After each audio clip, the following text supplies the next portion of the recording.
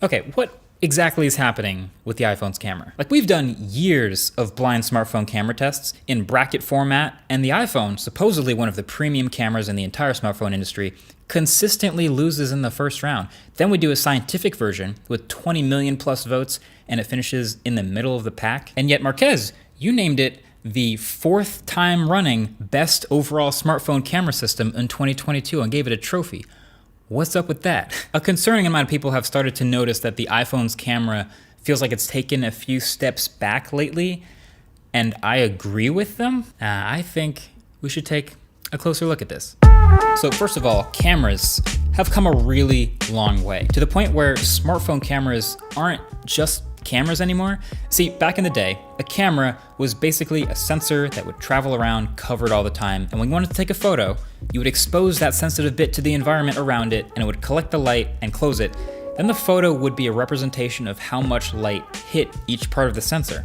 The better the sensor, the better an image you could get, the more light information. Super simple.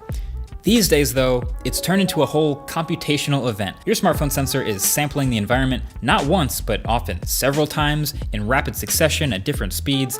It's taking that light information, merging exposures together, it's doing tone mapping, noise reduction, HDR processing, and putting it all together into what it thinks will be the best looking image. This, of course, is a very different definition of a picture. So now, it's not just about having the best sensor that gathers the most light information, it's at the point where software makes a much bigger difference to the way the image looks at the end of the day than anything else. Like next time you watch a smartphone reveal event, for example, keep an eye on all the new additions that get made and just how many of them are pure software. So Google basically struck gold when they first started using the IMX363 sensor way back in the day with the Pixel 3's camera, because they got their software tuning with it just right, and it was an instant smash hit. So they kept using that great camera combo in every Pixel since then. The 3, the 3A, the 4, the 4A, the 5, the 5A, and even the Pixel 6A. So year after year of new phones,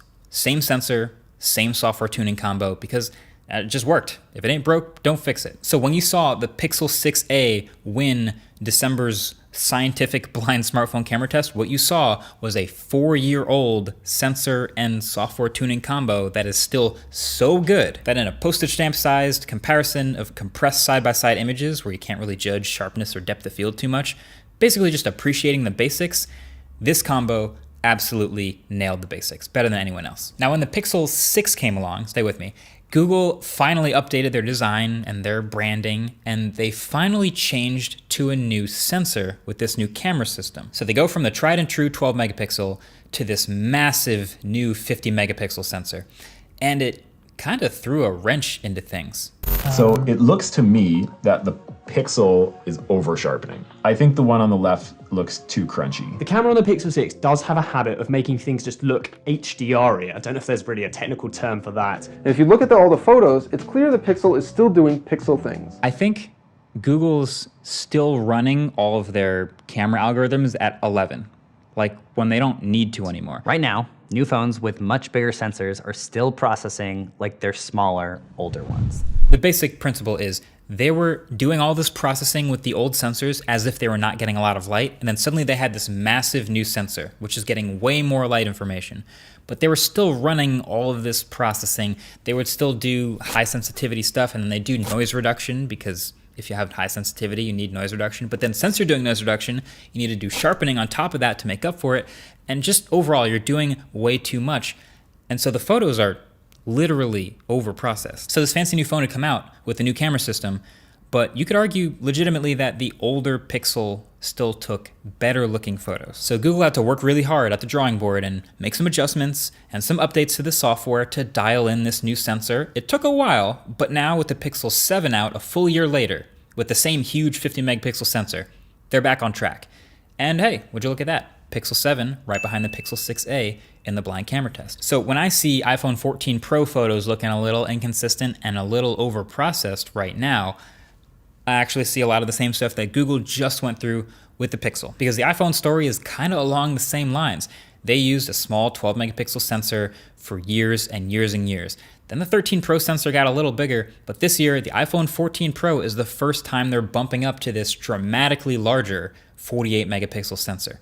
And so guess what? Some iPhone photos this year are looking a little too processed. And it's nothing extreme, but it's real, and they will have to work on this. I suspect that by the time we get to iPhone 15 Pro, a year later, they'll have some new software stuff they're working on. And I bet there's one new word they use on stage. We finally have deep fusion and pixel binning and all this stuff. I bet there's one new word they use to explain some software improvement with the camera. But anyway, I think this will continue improving with software updates over time, and they'll continue to get it dialed, and I think it'll be fine. But that's only half my theory. This does not explain why all the previous 12 megapixel iPhones also all lost in the first round and all those other bracket style tests. And this is a separate issue that I'm actually a little more curious about because, as you might recall, all of our testing photos have been photos of me. Now, this was on purpose, right? Like, we specifically designed the tests to have as many potential factors to judge a photo as possible. Like, if it was just a picture of this figurine in front of a white wall, the winner would probably just be whichever one's brighter, maybe whichever one has a better gold color, basically. But then if we take the figurine with some fall off in the background, now we're judging both color and background blur. Maybe you add a sky to the background, now you're also testing dynamic range and HDR.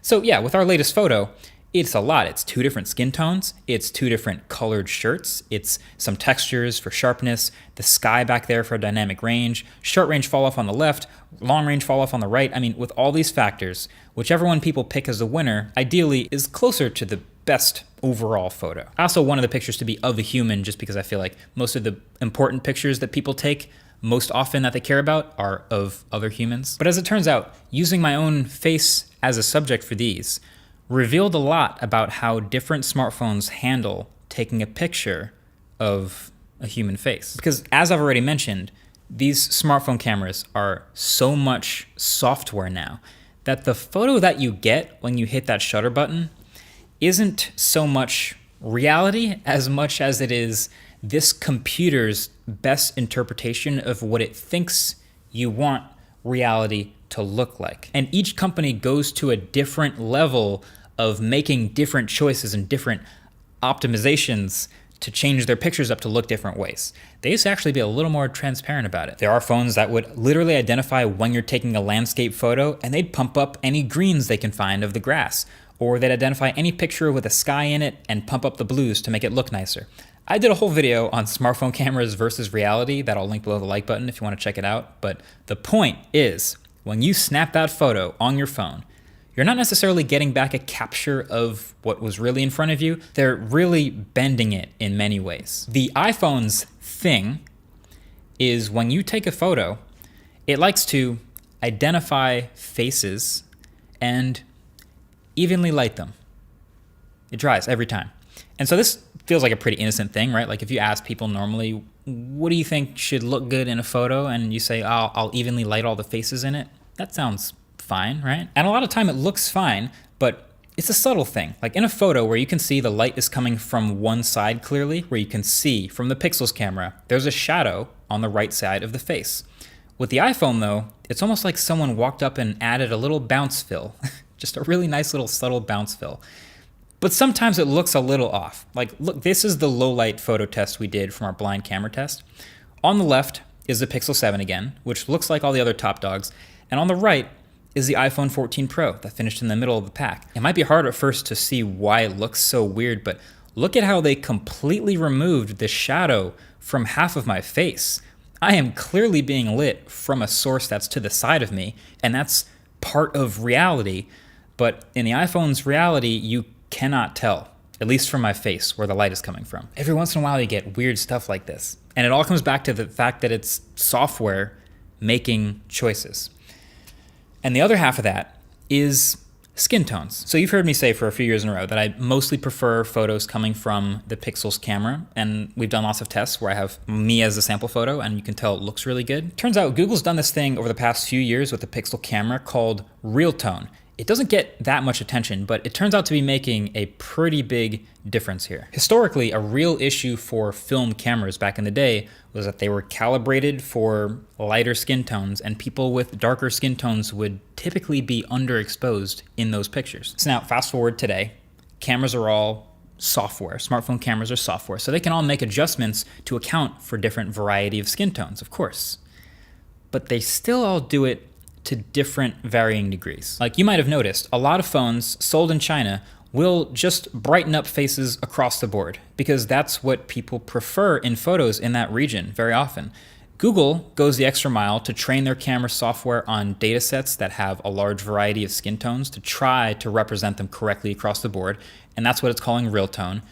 And Apple's cameras, from what I've observed, simply just like to evenly light faces across the board, and doesn't necessarily account for different white balances and exposures necessary to accurately represent different types of skin tones, when I think they totally could. So basically, it turns out this is a big part of what we were observing in Pixels, and a lot of the phones that do accurately represent my skin tone finishing higher in this blind voting thing that we did, because they happen to do that really well, and that's a thing that people really considered when they voted on them. I haven't said this a lot, but I think this is one of the earliest reasons that I actually really liked RED cameras. Was, obviously 8K is great, color science is great, but the way it represents and renders my skin tone accurately over a lot of the Sonys and the Aris and Canons that I've tried, that's actually one of the things that really drew me to these cameras. So all this software stuff is why photo comparisons between modern smartphones is so hard. Like, there are a lot of channels that do a really good job with the side-by-side photo test, but even as you're trying to pick one over the other, you've probably noticed this. You might like the way one of them renders landscape photos over the other, but the way a different one renders photos with your own skin tone, and then the way a different one renders photos of your pet, for example. So I'm sure Apple will defend everything they're doing now with their current cameras, as they typically do. But I'm going to keep an eye on what I'm also sure, which is they're for sure working on tuning these new cameras, dialing it in, and eventually getting it better with the iPhone 15 and 15 Pro. So back to the original question from the beginning of the video, can't leave that unanswered, which is, all right, the Pixel 6a, you like the Pixel Photos, Marquez, it won the blind scientific camera test, but you still gave the trophy for best overall camera system to the iPhone, the very 14 Pro that we've been talking about this whole video. Why? And if you listen carefully, you already got it, which is that scientific test that we did tested one specific thing. It tested the small postage stamp sized, exposure and colors general thing with a bunch of different factors. But sharpness and detail, with all the compression that we did, wasn't tested. Also, speed of autofocus, reliability of autofocus wasn't tested. The open close time of the camera app, how fast and reliable you can get a shot, wasn't tested. And also, video wasn't tested. So the microphone quality, video quality, speed and reliability of autofocus there, file formats, sharpness, HDR, all that stuff wasn't tested. Maybe someday we will test all that, but until then, the lesson learned is the pretty pictures that come from the Pixel or whatever phone's in your pocket are partly photons, but primarily processing. Thanks for watching. Catch you guys in the next one. Peace.